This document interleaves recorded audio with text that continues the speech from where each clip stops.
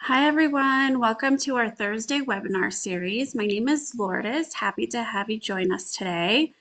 For today's webinar, it's entitled Options for Responding for an Adverse VA Decision. I'm happy to introduce our speaker.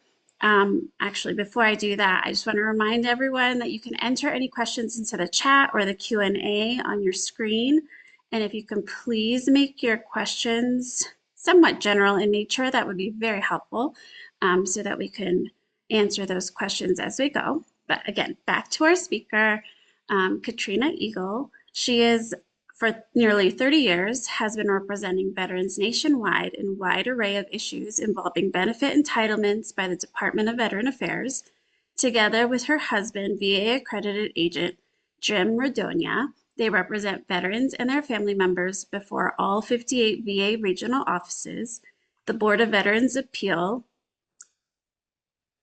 the U.S. Court of Appeals for Veterans Claims, as well as the U.S. Court of Appeals for the Federal Circuit. Ms. Eagle also serves as an education consultant for the California County Veterans Service Officers, providing training and legal counsel to CVSOs in all 58 California counties, as well as the co-trainer for the NACVSO's Certified Veterans Advocate Program. She has extensive experience training veteran service officers, attorneys, and other veteran advocates, and is a frequent speaker before state bar associations, veteran service organizations, and at legal seminars. In February 2023, Ms. Eagle received the NACVSO's Pillar of Excellence Award, and in March 2024, NOVA co-honored her with the Veterans Community Service Award. She received her BA in International Affairs from the George Washington University and her JD from the George Mason University School of Law. She is admitted to practice law in California, Maryland, and before the U.S. Court of Appeals for Veterans Claims and the U.S. Court of Appeals for the Federal Circuit. When not representing veterans, Ms. Eagle enjoys learning about life through the eyes of her family, including Callie and Daisy, their two English cream golden retrievers. She also dabbles in pickleball, half marathons, and summiting 14,000-foot mountains in her copious spare time. Thank you for being here. Thank you, Lourdes. I appreciate that introduction. I am extremely uncomfortable when sitting there listening to someone read that, but I appreciate it. And thank you so much to the Cholangiocarcinoma Foundation for having me. I was trying to remember how long I've known Ann Patetti. I know she's a family member of the foundation. She and I have collaborated on many cases over the years.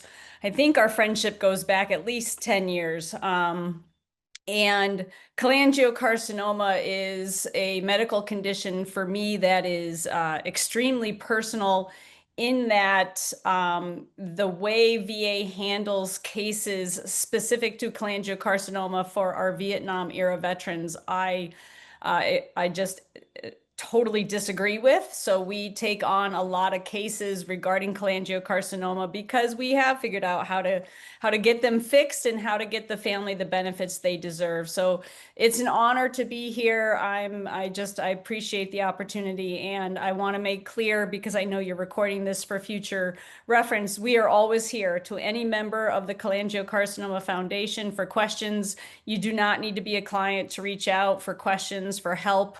Whatever we can do, if we don't have to take you on as a client, that actually is our preference. There's just so many people who need help in the VA system that we want to point people as much as we can into the right direction. So with that, the way I have put together these slides is two parts, and with a question Q&A in the middle. But the beginning is kind of just a quick overview of basic foundational VA law to help us all be on the same page, and then how to deal with a VA decision adverse to you at the regional office level, the local VA regional office level. Then after the break, we're going to get into how the PACT Act has changed the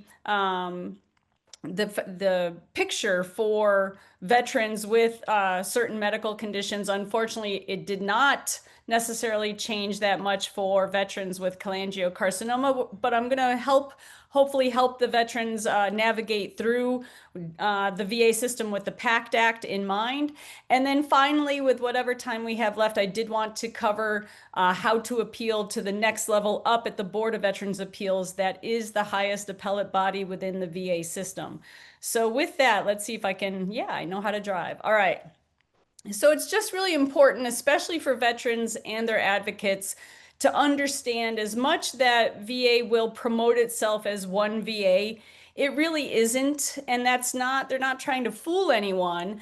It is that VA is essentially three separate sub-agencies. You have VBA, VHA, National Cemetery Administration is the third. The two biggest ones are VBA and VHA.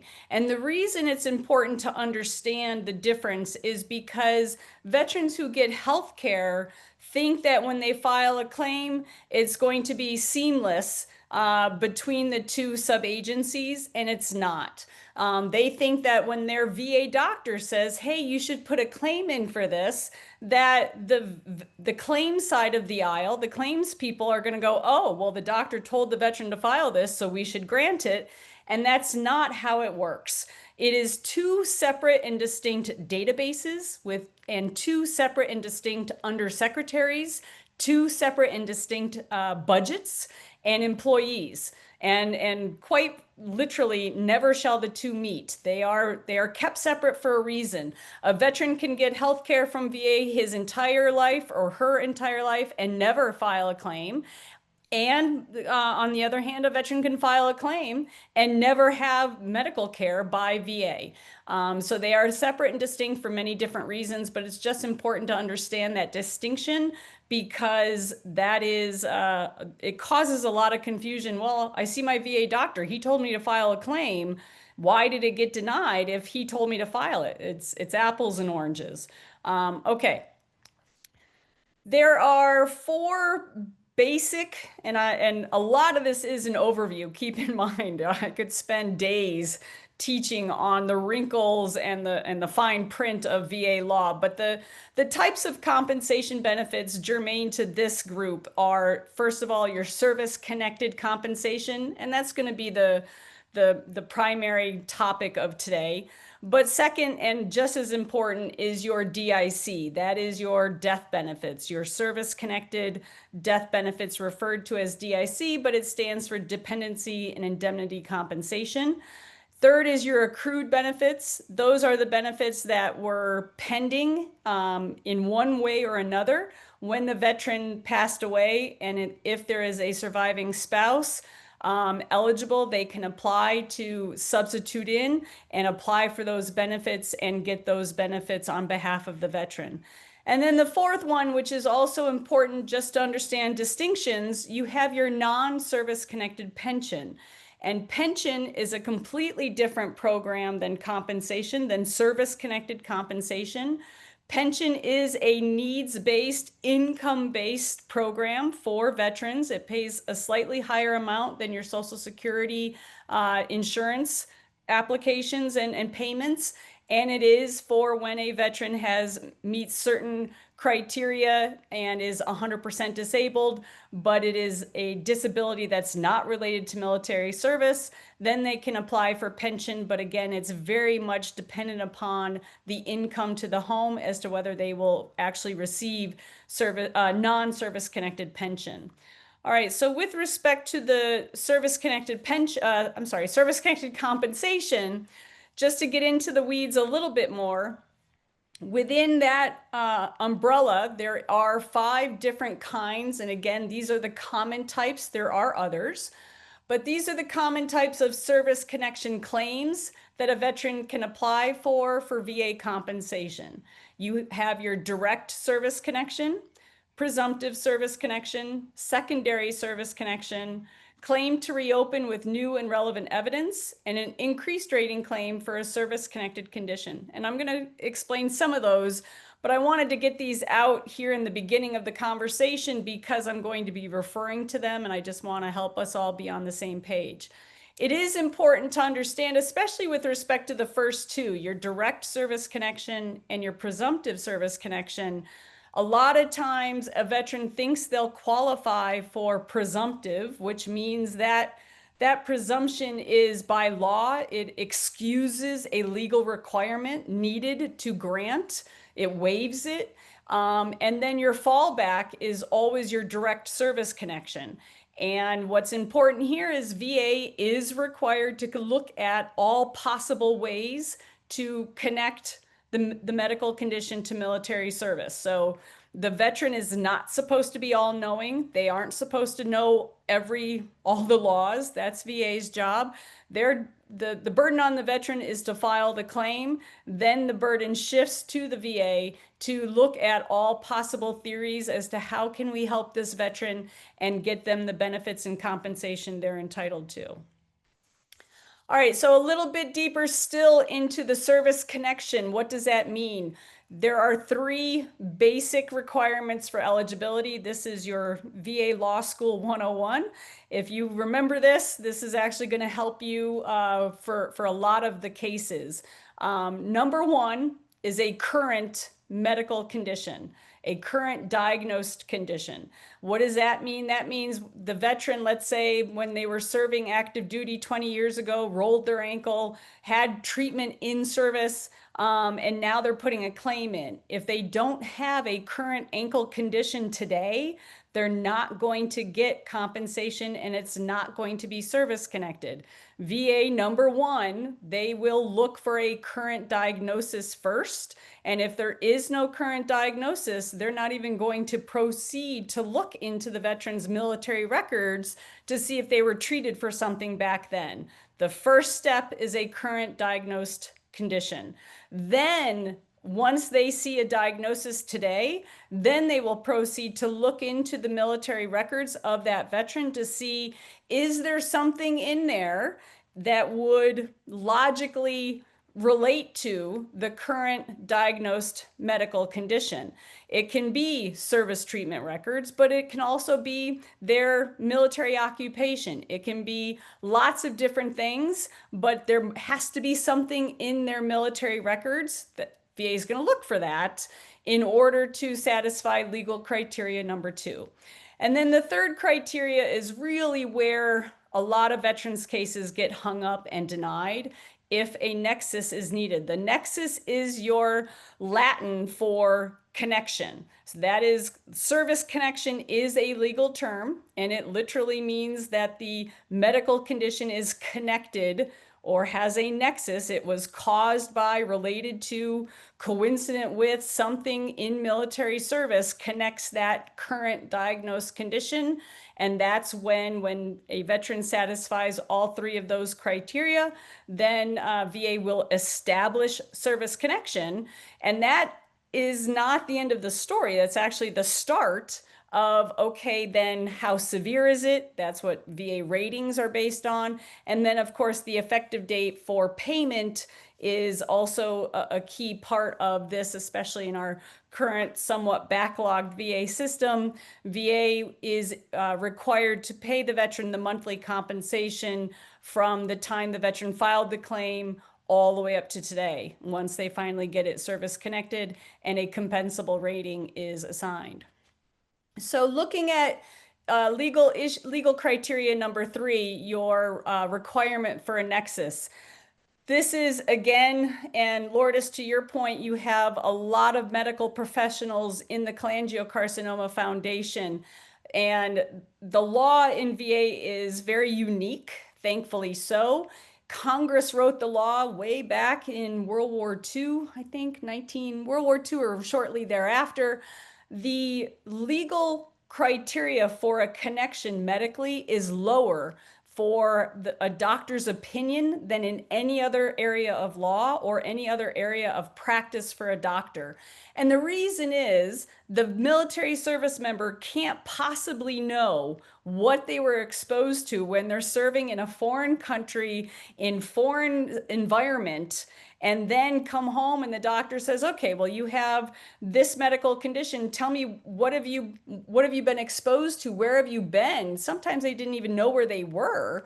I need help knowing what you were exposed to or what you were doing so that I can figure out an etiology, what caused this medical condition.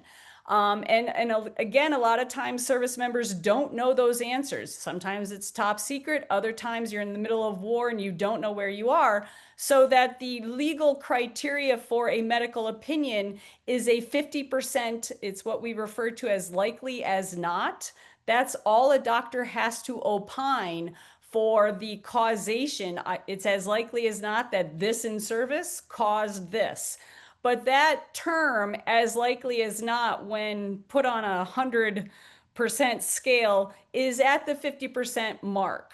And you would not be surprised to know it's been litigated ad nauseum at the Veterans Court and higher up as to what is as likely as not, and where does that fall on the spectrum of certainty, medical certainty, and the degree of certainty of how do you know this military service caused the medical condition. So doctors, when we are working with medical experts, we talk to them, we explain that medical certainty of 50% as likely as not, and then they understand, okay, so they don't have to be 90% or 99% certain, which is what they're trained to do in medical school and in their higher medical degrees. So that's the key for explaining to VA how a medical condition is related to military service. But by the same token, a lot of doctors, and I have an example on the next screen, they're too wishy-washy in their opinion. This is a great example of a cholangiocarcinoma case that we worked with the surviving spouse. And you can read through this later because it sounds great. The doctor is laying out, I'm the treating physician. He has cholangiocarcinoma. I understand that he has other risk factors, but then the second to last sentence is somewhat of the killer because this is too vague for a doctor to say, due to the possibility of this cancer being related to the veteran's exposure to Agent Orange, I'm requesting a reevaluation of his eligibility. That due to the possibility of the cancer, that's too vague. It's not strong enough, and it would not rise to the level of as likely as not. So it's very important when veterans are working with their treating doctors, you kind of have to push them to use the terminology that VA is looking for, because otherwise you're asking a VA adjudicator to read the mind of a doctor. And if the doctor isn't going to be clear about it, they're not going to fill in the puzzle pieces for the doctor. So that's a great example of the doctor meant well, but it was just too vague. All right, I put this slide in here just to explain the difference between your other main federal agency, the Social Security Administration. When an individual applies for Social Security disability insurance, your SSDI, there's no scale. It's either granted, and if it's granted, they're paid the full rate. There's no sliding scale. In VA world, there is. There are 10% increments for most medical conditions from 0, 10, 20, 30, 40, 50, all the way up. It does vary depending upon the type of medical condition. For example, mental health has ratings of 0, 10, 30, 50, and 100. So not every medical condition is rated in actual literal 10% increments, but there are what VA refers to as staged ratings for each and every medical condition a veteran files a claim for. So it's just important to understand that. And it's very frustrating for a veteran to file a claim and then get a 0% because a 0% equals $0. So that's your basic VA Law Foundation understanding. Again, it's a very broad overview, but it does help get us all on the same page. So then I wanted to spend some time on helping the average person, be it a veteran or a surviving spouse who applies for service-connected compensation and gets a decision back, and it's not what you thought it was going to be. It's adverse to what you thought it was going to be. And this is some basic, you got to read the decision and look for and try to take out as much emotion as you can and be objective when you're reading the decision. Again, this is all I've done for 30 years. So for me, it's easy to get into the weeds of the actual decision language and figure out what did they decide and what's the hang up? Why didn't they grant? But for the average person who gets one, maybe two or three decisions from VA in their lifetime, it can be a little harder. So this is, first of all, a key starting point when you get a decision from VA is to have the actual application for VA compensation that you submitted, even if a VSO or an agent or an attorney did it for you, you should have your own record of key procedural documents. And that VA application is the start of your story. So number one is you're comparing, did the decision address all of the claims that you filed for, right? And I'm not exaggerating. VA is missing a lot right now. So you got to kind of follow each one to make sure VA has addressed all of the claims that were on that application and make sure they adjudicated each claim. Then in the next section is the evidence. VA does a pretty good job. It's all computer generated now. It will be a bulleted list of evidence that's in the veteran's file relevant to that issue. It's somewhat cryptic, but you take some time, you can figure out, it refers to the date it was received, so you can kind of figure out what VA is talking about. So then, is everything there that you submitted with the claim? That's a great question. And if it's not listed on the rating decision, that's going to be your first hint or clue that maybe something got not loaded up to the veteran's file. I mean, there's a lot of moving parts in VA, and there are a lot of different ways that something can go sideways. So you need to look to see, is everything that you gave VA submitted? Again, if you've so far been working with, you did it all by yourself, that's great. But these are questions that, how to get the answer, I don't know, to be honest. If you can call the VA 800 number and ask them, you may be better served by making an appointment with a VSO, a veteran service officer, and going in. They can look in the VA file and see what's there, not there, and try and help answer the mysteries. All right, and then this third bullet point, did VA obtain or add any more evidence between the claim and the decision? Not most importantly is a VA medical opinion, and they have the right to have a doctor look at the file. Remember, your average adjudicator, and certainly the average personnel working the claim in the initial stages, they're not medically trained. They are not medically trained at all.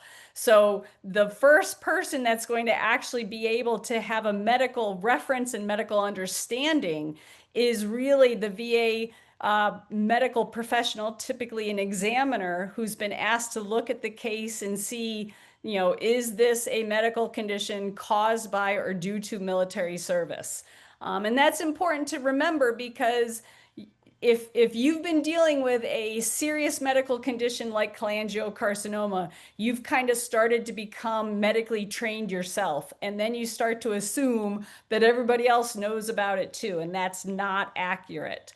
A lot of times, especially something as unique or much less known like cholangiocarcinoma, the veteran or the VSO, the advocate, is going to have to do some of the education, learning, teaching VA what this is all about. I guess the people inside VA could Google, but you should never assume that they know what it is.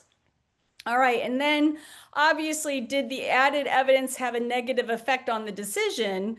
If yes, was the evidence properly obtained by VA? Now, this kind of gets in a little bit more on the legal side, but back to the VA medical opinion, if you've given them a solid medical opinion of your own, then even if they get a VA medical opinion that's adverse to the claim, it's not an automatic denial. They have to explain why that medical opinion has more what we call probative value than the medical opinion you gave them. And again, go back and look. If your doctor used language that is less strong than as likely as not, it's possible, it could be. All of that weaker language, VA will be right to reject it because it doesn't rise to the level of as likely as not. So then, and this is, we put these questions in here because it helps when you're drafting your response to a VA denial. These kinds of questions generate and hopefully help you know what to address in your response to VA rather than just saying, I disagree. So you want to look at what reasoning does VA provide for how the evidence was evaluated. Is the negative evidence given improper weight? Did they rely on an inadequate C&P exam? C&P is your compensation and pension exam. That's the same thing as a VA medical opinion or examination. And did they dismiss probative positive medical evidence? Did they just ignore it? It happens a lot, even to us. So you want to look for that because that would be your angle to address VA in a response if your claim is denied. So then the answer to those questions should guide you. Is additional evidence needed? So you got to be honest. You have to be objective. Look at the medical opinion that you gave them before you sat for this webinar. Did the doctor use weaker language? Then go get a supplemental, get a better, more strongly worded medical opinion from a treating doctor. And give that to VA. Or is there a clear error of fact or law? You have to make sure you're not just disagreeing with how they weighed the evidence, but if they committed a clear error of law or fact, then that would be what to attack in your response to VA. Did they follow their own guidance in making the decision? There's a lot of moving parts.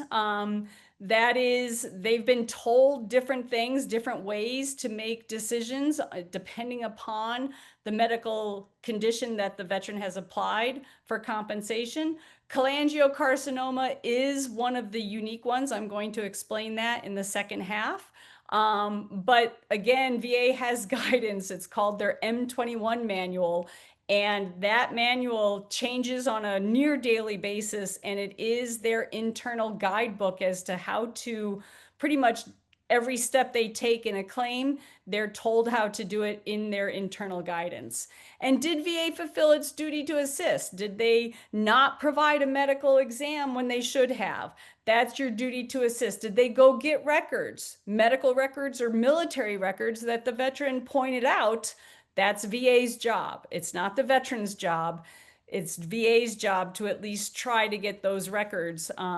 Typically, medical records, they'll trickle in eventually. Military records, if they're missing, VA's not a magician. They can't create records that have been destroyed. But by the same token, if the military records exist, it's not the veteran's job to go get them. It is VA's. All right, so a little bit of background here. In February of 2019, VA overhauled its claims and appeals process. It's called the AMA, the Appeals Modernization Act. It went into effect February 19 of 2019, and that changed how VA makes decisions, but also it changed the process.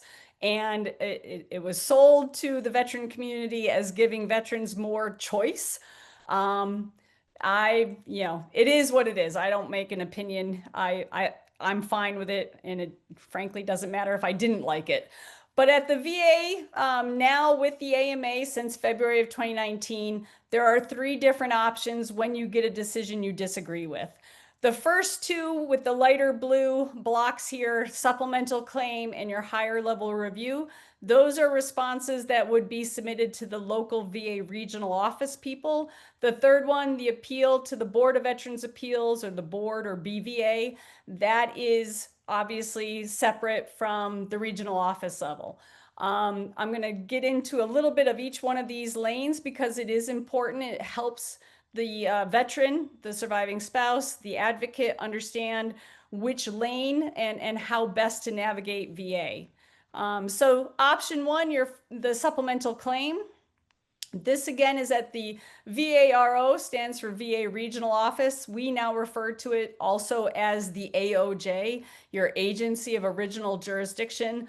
We've kind of evolved into referring to it as the AOJ because back in about 2015, VA went to a national work queue system for all of their regional offices, all the personnel. They created an electronic national work queue, kind of like a deli system, to sort of balance out and level out the number of claimants submitting claims to each regional office was very population specific. So, for example, LA, St. Petersburg, Florida would be slammed and overwhelmed with claims all the time because they were higher populations of veterans.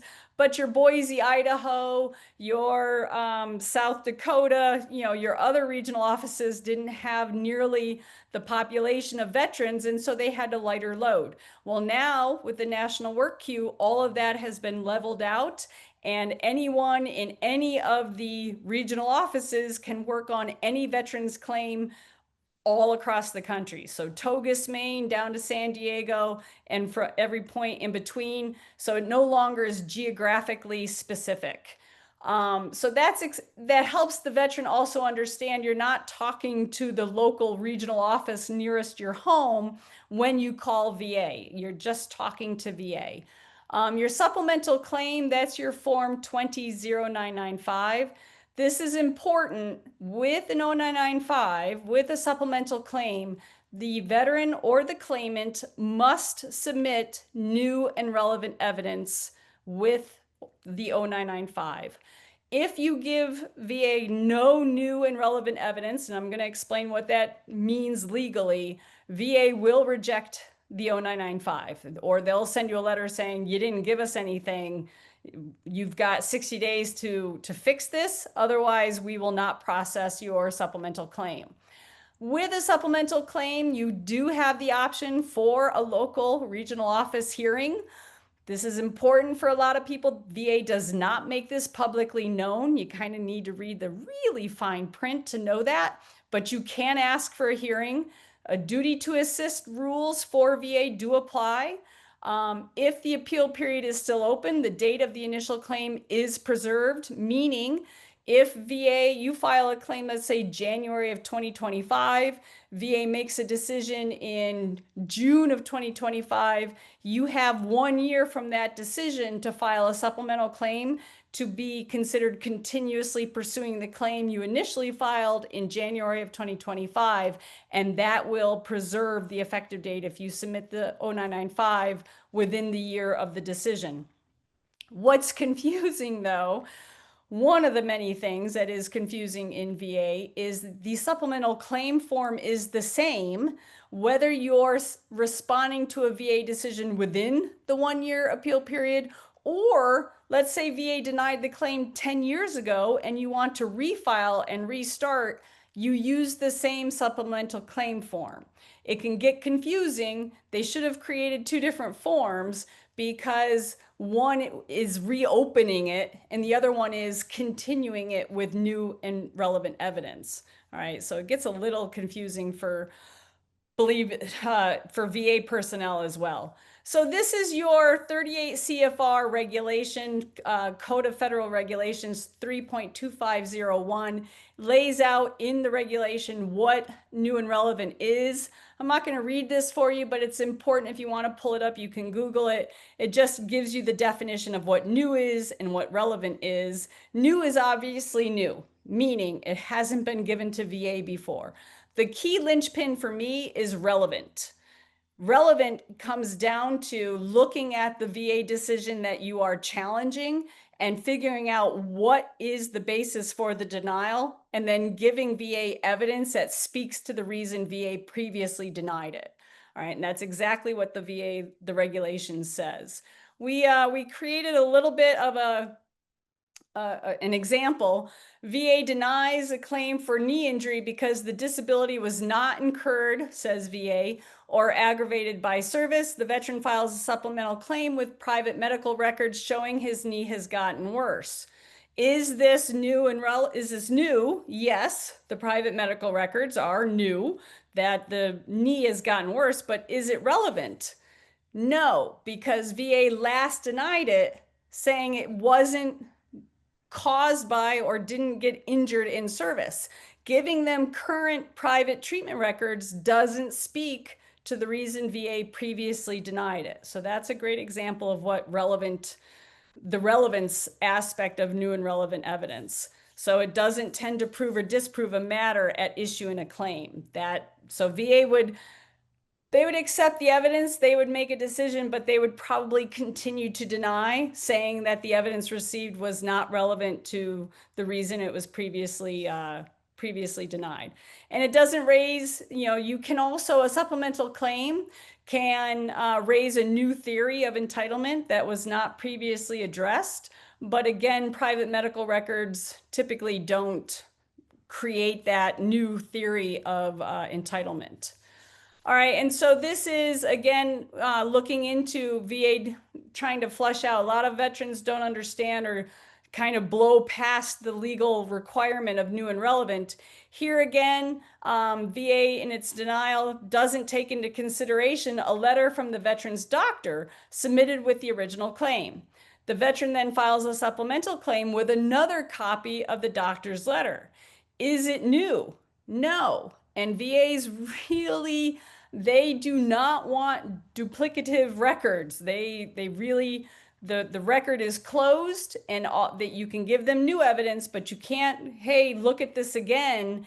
They'll send it right back to you. All right, if the evidence is already in the record, therefore it's not new. Is it relevant? It may be. So what do? The doctor's medical opinion may be relevant. You need to there's several different ways you can try to get them to look at it. A lot of times I'm a fan of, kind of pick your battles.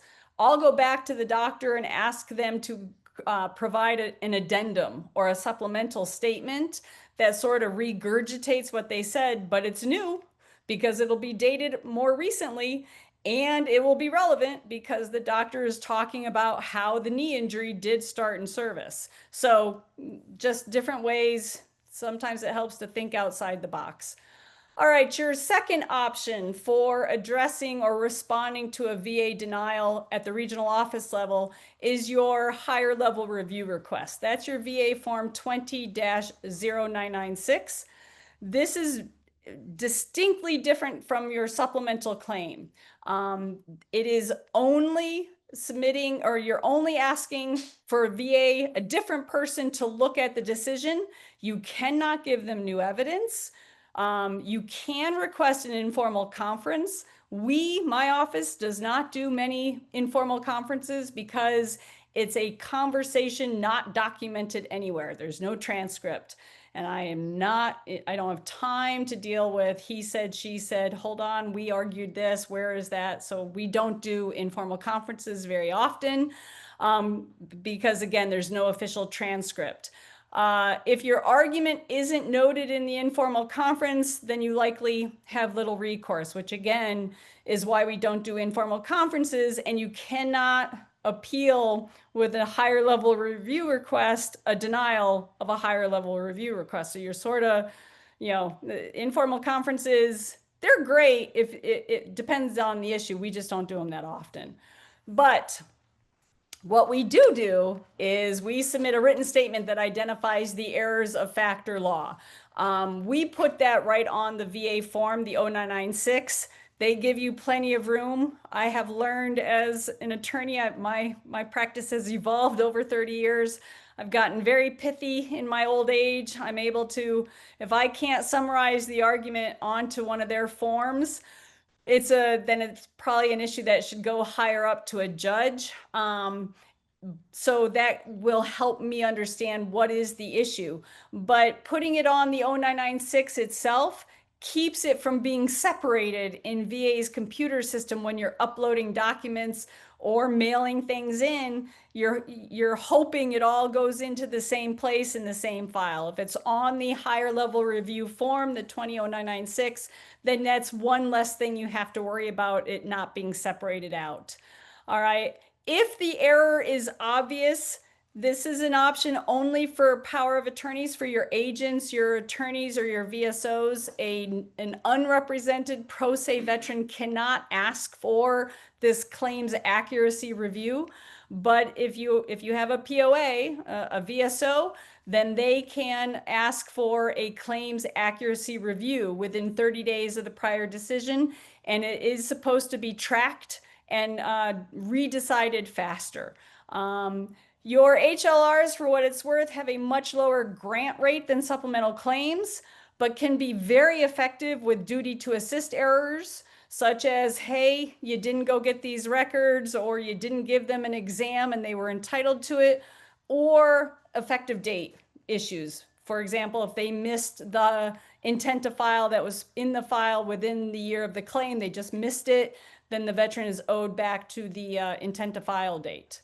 Oh, what is that? Sorry. So this is for your HLR. Again, you cannot submit evidence, but you can submit an argument. This is a great example of what evidence is versus what an argument is. And VA, they're really good with their rules. So you can't get tricky and try to put a snapshot or a picture of evidence on an argument form. You need to make your argument and get that in. Don't try to submit evidence. All right, evidence that the veteran submits a statement that his work duties took him near asbestos on a ship, that would be evidence versus an argument because VA ignored the evidence of asbestos exposure, for example. All right, or that they missed that the veteran served in Vietnam. That is an argument but you cannot submit evidence with an 0996. Lourdes, how are we doing? Are there any questions so far? There's just one, and more it's like maybe tips to give. So this individual is looking to learn what to do and what not to do as they're just starting the claim process. He spent 1 year in 2008 deployed in Southeast Asia, Thailand, Cambodia, and Vietnam. In 2008. So that would your Southwest Asia is your presumptive locations for 2008. The Vietnam exposures would not apply to someone who was in Vietnam or Cambodia, Thailand in 2008. People ask all the time, what's the best way to make sure my claim gets approved the first time? There is no magic pill. And my office in particular, we will not review a veteran's claim before it's filed. There are offices that legitimately can charge a fee to review a claim before it gets sent in. But even having the Pope or a rabbi or whomever your religious leader is blessing a claim before you send it in will not guarantee, or have an attorney's letterhead send it in does not guarantee that VA, they don't care. Well, they don't look at that, doesn't influence their way that they process a claim. I'll put it that way. And a lot of times, even when you submit a fully developed claim, they get it wrong. It just is the nature of the beast right now. So the tips are try to be as pithy as possible. Don't bury them with volumes of evidence. Give them what they need, but only what they need. Keep it as short and simple as possible while submitting evidence that addresses each of the 3 legal criteria is my easiest answer for that. Does that help? I hope. There's a follow-up question. Can you Okay. explain why Southeast Asia is not considered? I'm not Congress. Because Southeast Asia is your Vietnam, Thailand, Guam, parts of the Korea DMZ, that's where herbicides were sprayed. And so those locations are conceded by VA to have been locations where herbicides were used, but the deployment there has to be during what Congress has set out as the parameters for conceding herbicide exposure. That doesn't mean you can't prove exposure on a direct basis. The veteran just does not get the presumption of exposure if you're outside the time period for Vietnam, Southeast Asia. Did that create another question? Yes. What Okay. about the fluke or parasite as a cause versus herbicide? Yeah, so I'm going to get into that in the next session, the next section here. But the short answer is this. Flukes and parasites, if the veteran is still alive and can speak to how they were exposed to um, not fully cooked food, untreated water, where they were and how they know they were drinking or eating contaminated food or water, that will go a long way to show, but there is no legal presumption of a veteran being exposed to liver flukes or contaminated water in Southeast Asia. Again, and I know Ann Patetti and several other of the leaders of the cholangiocarcinoma Facebook group, and believe this organization as well. There was a lot of lobbying on Capitol Hill during the consideration of the PACT Act, what would be included, what would not. And that's outside my wheelhouse. I wasn't there. It's unfortunate that cholangiocarcinoma was not added to the presumptive list for herbicide exposure. The science is absolutely there for dioxin. The science is absolutely there for the liver flukes. The liver fluke theory of causation does add a wrinkle when the veteran is no longer with us and cannot speak to what they were doing in whichever country they were serving that put them in contact with, again, undercooked food, contaminated water, etc. There is no presumption that wherever the veteran served, he or she was automatically exposed to liver flukes. So, if it's okay, Lourdes, I'll keep going. Yes, perfect. Okay. All right. So this is your PACT Act, and the PACT Act is a game changer. Even though it did not include cholangiocarcinoma in the additional presumptions of medical conditions or locations, it is a game changer for veterans across the board. And again, I've been representing veterans for 30 years, so I'm pretty familiar with all eras of veterans and veteran service. What I love most about the PACT Act is VA is now required by law to look at what the veteran did as a military occupation in terms of the stuff they were working with every day and whether that caused their current medical conditions. And that is a game changer. So it doesn't matter where they served, doesn't matter what period of time they served. They could be serving in the 1980s during a peacetime period of military service, and still, depending upon what their military occupation was, may provide the link, the causal connection, the nexus to their current medical condition. All right, so and the PACT Act legislation, the law, is quite voluminous. We pulled out this section here, your 38 USC, that's your United States Code. These are your statutes, as opposed to your CFRs or your regulations. Your 38 USC 1168, this speaks to the medical nexus examinations for toxic exposure risk activities. That's your TARA. VA is big on acronyms. TARA is a big acronym when it comes to the PACT Act.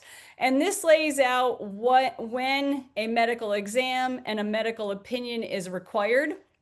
And there you have the evidence. Depending, and every case is different, so I'm not going to get into each and every possible scenario, but the key here is exception letter B. Subsection A shall not apply.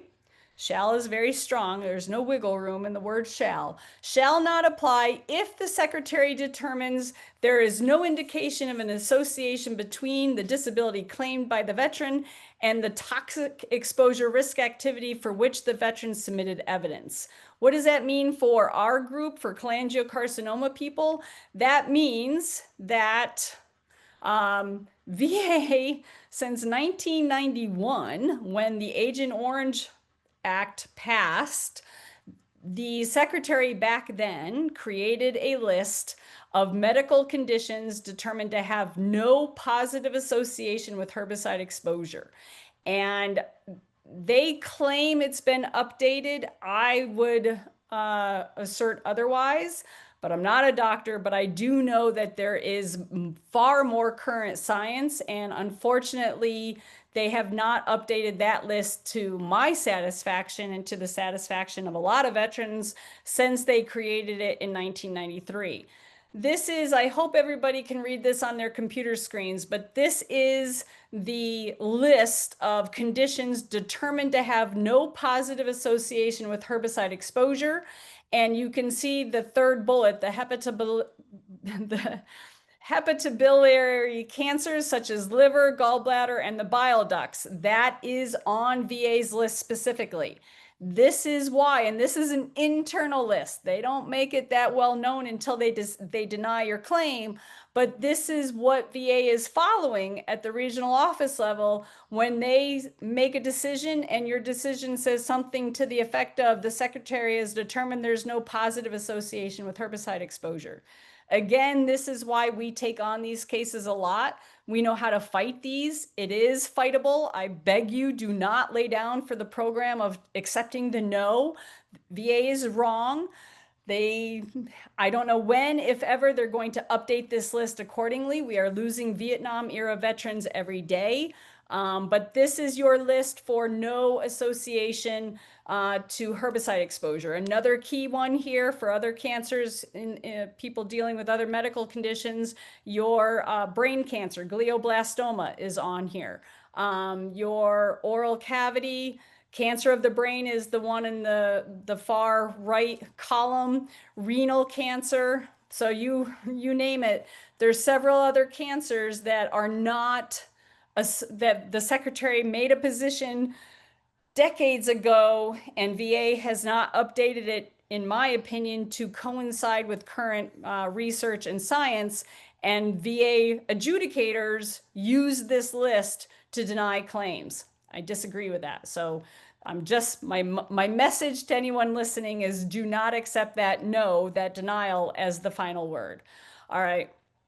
So the key though is, okay, maybe herbicides, if there are other things the veteran was exposed to that also causes cholangiocarcinoma, for example, your liver flukes, for example, asbestos, there are other toxic contaminants that are known by science to cause cholangiocarcinoma, then that is a different theory of service connection. And VA cannot just look at their list of no association to herbicide exposure and deny the claim properly without looking at these other possible causes. So that's the key here.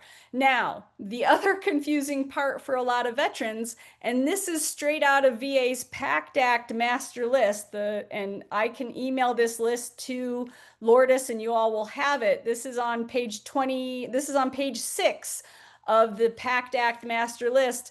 This is your Southwest Asia list, the veterans who served in, and there's your service requirements in the third column, service in Iraq, Kuwait, Saudi Arabia. I'm not going to read them all to you, but you have your Gulf War.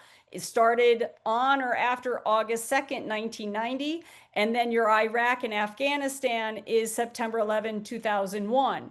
And so this at the very top, it says burn pit / fine particulate matter. There's your regulation, your 38 CFR 3.320.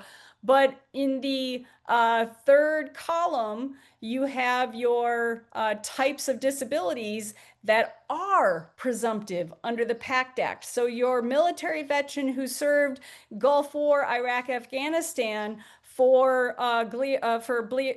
cholangiocarcinoma, you have your, it's halfway down is where did it go? I had it. Oh, I'm sorry. It's the gastrointestinal cancer of any type, the second bolded one in the third box, right above glioblastoma. So the dichotomy, the unfairness of it is very offensive to a lot of advocates who get into the weeds and understand how can it be presumptive for one era of veteran and not for the other. And somebody asked that question. It's Congress. The VA secretary takes its direction from Congress. So as much as you want to scream at the VA secretary, they are limited to what Congress tells them to pass as law and implement. So there's your PACT Act for our Southwest Asia, more recent era veterans. All right, so then the key here under 1168, VA is required to provide the veteran a medical evaluation with a medical nexus opinion. So VA is on the hook. This again, you guys, is a game changer under the PACT Act. In the old days, before the PACT Act, VA would not be required to get a medical opinion for the veteran if they had all this other stuff. The PACT Act is a game changer. So when the veteran claims a non-presumptive disability, what does that mean? Non-presumptive, that means it's not on one of VA's lists of medical conditions caused by presumed to be related to military service. That makes it non-presumptive. Then VA is required to give a medical opinion unless it's on one of their exceptions like cholangiocarcinoma. So if it sounds like I just threw a whole bunch of word salad at you, I apologize. I didn't make the rules. I didn't make the law. I just know how they work in practical terms every day. But to the person who is asking, what are the best ways to make sure you file a fully developed claim, here's your PACT Act claim. Make sure the 526 and any supporting personal statements are as detailed as possible. Tell them what you want them to look at. Be as specific. I say write and talk like a journalist in the sense of who, what, where, when, why. Give them as much detailed. Being vague and broad strokes is not going to help with a claim. You've got to point VA in the right direction. And then if you're working with a VSO or an agent, you can look for VA is required to create what's called a Terra memo. That Terra memo is an internal document and it does document what exposures VA concedes for each and every veteran who has filed a PACT Act claim. And then they send it to an examiner. That's your exam scheduling request is your ESR. And then you get your exam reports and your medical opinions. All of those documents, unfortunately, are not required to be given to the veteran with a decision. You have to ask for them. We have them when we're representing our client because we have full access every day to our client's file. But that's not the same thing as a veteran. I am not certain if a veteran has a va.gov account. I don't know once VA makes a decision. I'm not sure how many of the supporting documents VA obtained as part of developing the claim is available to the veteran, or if the veteran is going to have to do what's called a request for a record, for the whole record, for the VA file. And that can take some time also. I only have a few minutes left, but I want to go kind of quick here because the PACT Act was really not only important for veterans, but they actually did something really awesome for our surviving spouses. Surviving spouses, if they were previously denied, and now, let's say, for example, a location is added to the places where VA presumes something was used, like Thailand and herbicides, then the surviving spouse is encouraged to refile, and only for surviving spouses, not veterans, if the claim is now granted because now VA concedes Thailand, Guam, there's a couple other places. If those places is where the veteran said he served and was exposed to something and VA previously denied it and now grants, VA is required to pay the surviving spouse back to the first time they filed. All right, that's only for surviving spouses. That's not for veterans. This is the VA form for surviving spouses. This is section 7. When you are asking for VA to look at it again, because now the PACT Act has changed favorably, you check the third box in 7A, what benefit are you claiming? And they'll say DIC due to a claimant election of a reevaluation under the PACT Act. This is just a great example. We were representing a veteran, a surviving spouse. She filed in 2008. They denied it. She refiled. VA assigned because it's what they're just moving so fast. They gave her the PACT Act date of August 10, 2022. We said, no, no, no. She had previously filed and they owed her all the way back to 2008. We were able to get her life-changing compensation in the amount of $215,000 that VA owed her by pointing out they missed the law. Somebody forgot to read the fine details of the law. So I'm going to pass through this because this is just, and I will give all of these slides to Lourdes so you all will have them. These are just greater examples of what it means when a veteran gives VA their own private medical evidence versus VA going to get the medical opinion or medical evidence for the veteran. When the veteran gives VA all of the evidence, then they're entitled to the date of the claim. If VA does all the work, then the PACT Act date of August 10, 2022 applies. All right. And then which lane at the board? Just really quickly, you have your supplemental claim and higher level review claim lanes at the regional office level. At the board, you get 3 more options, and that's why VA kept saying we give veterans more choice with the AMA. The important part here is, in each lane has different rules with it. Your direct review docket is your fastest. You cannot submit additional evidence. It's kind of similar to your higher level review request. You can submit an argument. You can switch if you want to, but you must do it in within a certain period of time. Your evidence submission docket is at the board. You can submit additional evidence that the regional office never saw for the judge to look at. That is your evidence submission docket. Your hearing docket, obviously, is when you're asking for a hearing, and that's a whole different conversation. We do hearings, but very infrequently because the amount of time shown here is pretty significant when you're waiting for a hearing, and then even after you've had the hearing, you're still waiting for a decision. Yes, these dates, these average days to completion are from 2023. The board has not put out more recent data, but it's still pretty relevant. From our own client cases, this is pretty accurate still today in 2025 going into 2026.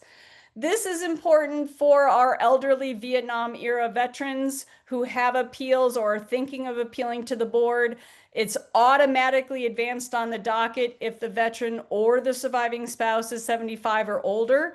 Just so you know, that applies only to the board. At the regional office level, you have to be 85 or older, 75 at the board. The other ways to advance an appeal on the board's docket is failing health, severe financial hardship, or natural disaster, but those last 3 do require documentation as set forth in the board's regulations. So this is all, whoops, last slide.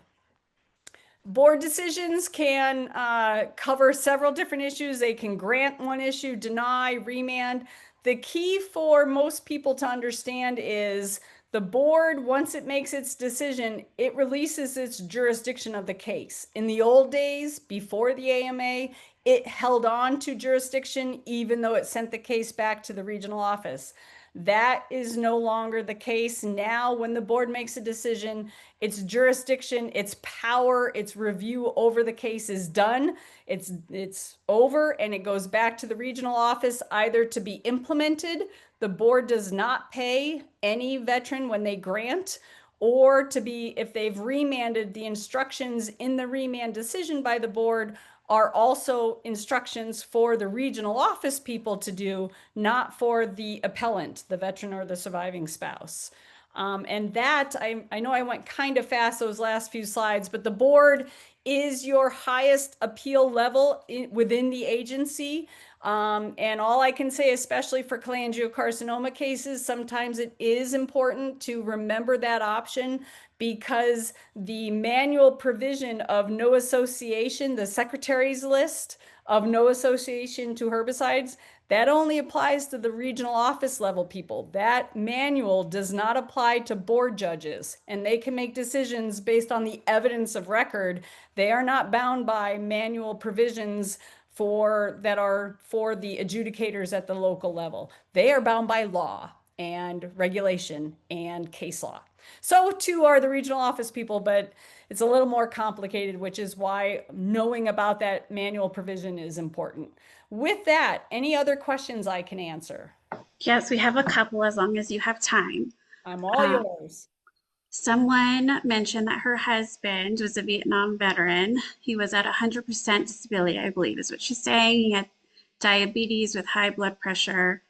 She was denied the DIC. She's asking what's the best avenue to pursue. Agent Orange, liver flukes, his being a diabetic. So I'm a very good lawyer because I always answer a question with a question. What is important is what was listed on the death certificate. Diagnoses at time of death may not be relevant. So can you tell Lourdes, or you can, oh, I guess I can't unmute, but can they put in the chat what medical condition was on the death certificate, even as contributing causes?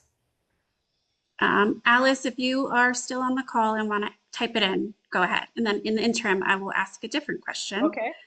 Did you say earlier that any payments should go back to the payment start date of the award and not just begin in the current month of receiving the award letter? So the answer is this. Payments coincide with the date of the application for compensation that the veteran or the surviving spouse has continuously pursued from the date of filing. Meaning, it would be miraculous if a veteran filed a claim in September 2025 and it was granted in September 2025, and it could happen, but it would be unusual. Then there's not going to be any retro compensation because payments start the following month from the month that you filed, meaning they don't pay per day. There's no prorated month of application payment. So whenever you filed in September of 2025, the first month of payment will be October 1, 2025. Does that make sense? But it has to be, the veteran always has deadlines to meet. VA has no deadlines. There is no time frame by which a VA has to make a decision, but veterans do have deadlines. And so long as they meet those procedural deadlines, then they have continuously pursued the claim without interruption. Then VA owes them all the way back to the date of claim. Okay, that's helpful. So going back to the other question, she Alex. typed in liver cancer, bile duct cancer, and also cirrhosis of the liver. Okay, so every state is different in terms of a death certificate. She listed high blood pressure and diabetes as medical conditions that the veteran had been diagnosed with at the time of death. Whether those medical conditions rise to the level of a contributing cause of death depends on the doctor's opinion, really. But Alice, you could ask for an amended death certificate that lists the other medical conditions. Sometimes veterans, especially dealing with cancer, they pass away in hospice or they pass away in a medical facility, and the medical examiner filling out the death certificate is not aware of or has no knowledge of the veteran's other medical conditions that they had been dealing with during their lifetime, especially at the end of lifetime. So the first option would be, if you can get the death certificate amended to include those other Vietnam presumptive conditions, such as diabetes and hypertension, as contributing causes. That medical opinion, that death certificate is a medical opinion within the four corners of that document. So that would be the best first step if you can. Every state and every county and every state has different rules for amending death certificates, so I don't know if that's possible. If not, then liver cancer is not a presumptive condition for herbicide exposure, but the next step would be to reach out to a medical professional, medical expert who deals with environmental toxic exposures. There are several that have really succeeded during COVID and still today flourishing to help veterans. We work with a couple different medical expert groups for our medical opinions, for example, for cholangiocarcinoma. You might want to work with a law firm. They can do that for you as well. Thank you. Is there a fast track for those of us that are stage 4 terminal? I am Yeah. 61 with failing health, served in Iraq for 2 years and Southeast Asia for 1 year. Absolutely. There is a form. If you want, here's my email. Shoot me an email and just say, hey, Katrina, give me the VA form. That is the form to use to ask for expedited review, and I can send it to you. I don't remember the number off the top of my head. I should have that, but it's a simple form, and something like being diagnosed with a terminal cancer, they will expedite even during furloughed, shut down government. Okay. And then this feels like I'm starting to walk through an administrative minefield. Is working with a DAV advised or helpful? So, if we had another hour, I would give you my opinion on our advocate world. I am very well known to say I don't like most lawyers. I don't even like most doctors. I'm kind of a unicorn in that regard. So I can't say one organization is better than another. It's just like car mechanics, doctors, lawyers. Talk to somebody who's used a representative, and you have to start the claim process. If you're going to start the claim process with an advocate, it cannot be a lawyer. By VA law, attorneys are not allowed to assist a veteran until VA makes a decision on the claim filed. So if you reach out to me, I'm going to encourage you to work with a VSO because of all of the claim-driven requirements now, and it is sort of like a minefield. You can do it on your own for sure. There are so many YouTube videos out there and everything else. Most of them are accurate, but I would encourage you to, yeah, if it's outside your wheelhouse, I would at least talk to somebody first before proceeding, and work with them. But there's no guarantee that even the best of us sending in the claim, it's going to be granted. So don't pass judgment if it gets denied. Just don't give up. That's my final answer. Okay. And one last question. If you receive a 100% temporary rating for cholangiocarcinoma as temporary, what is the review process like for PNT, given this cancer has generally poor long-term outcomes? So VA, great question. VA has no general. So they look at every case sort of like an insurance claim. So you telling VA what the average success rate or average life expectancy after diagnosis of cholangiocarcinoma is not going to dictate how VA assigns a rating or assigns a permanent in total. So if you've been diagnosed with cholangiocarcinoma and you've been successful in either the Whipple procedure or somehow been successful in being placed in remission from the cholangiocarcinoma, then VA will assign a 100% rating temporarily for the time period of the active cancer. Thereafter, they do not take away the service connection, but they will lower the rating from 100% when it was active, and then VA is on the hook for all residuals caused by the cancer or the treatment for it. And that all residuals is all encompassing from head to toe, meaning depression, anxiety, everything that you now deal with as a cancer survivor of cholangiocarcinoma that you didn't deal with before it was diagnosed, that is very well should be a residual that VA is on the hook for. So that's what you start talking to doctors about. Make as much as possible a paper record so that these residuals are addressed. But with respect to permanent and total status, that's going to be best accomplished with a statement from your doctor about your medical condition of cholangiocarcinoma, how you have or have not responded to treatment. It's not expected to go into remission. Your body has not responded to treatment, whatever, you're going to stay on maintenance drugs for the rest of your life, then that will be a very powerful statement from the doctor to submit with a permanent and total disability request. Did I answer their question, I hope? I think so, yes. Thank Okay. you. Just for those out there who are maybe looking for an attorney to help them through this process, is there some standard costs that most attorneys will charge? Should they be aware of anything that might look suspicious? Oh yeah. Well, now we need a third hour. There is a whole new world since COVID and lockdown. We have seen a proliferation of these companies. They are unaccredited. That's the first thing you look for. The person you're communicating with or that you've contacted, you're looking to see if they are accredited with VA. I am accredited with VA. That means I'm on VA's Office of General Counsel list as someone who has passed all their tests to represent veterans. They can yank my accreditation if I do bad, and I kind of like that. I like some licensing. I'm also licensed by the state of California and Maryland, but VA I'm accredited with. So the first thing you're looking for is someone who's accredited. Why?